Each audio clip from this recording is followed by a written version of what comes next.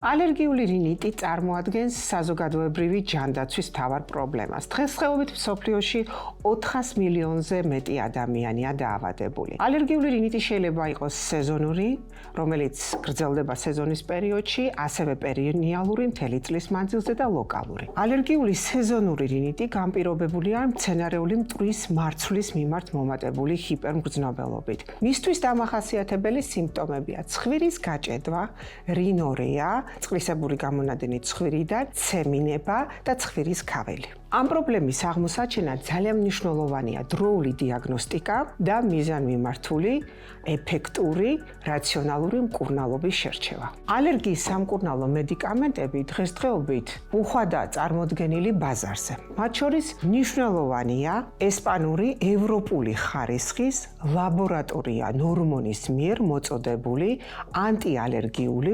საშუალებები. მათ შორის არის ანტიჰისტამინური, როგორიც არის ბილასტინი ნორმონი ტაბლეტის სახით, დეზოლორატადინი ნორმონი სიროფისა და ტაბლეტის სახით, ცეტირიზინი, ლევოცეტირიზინი და მონტელუკასტი ტაბლეტის სახით.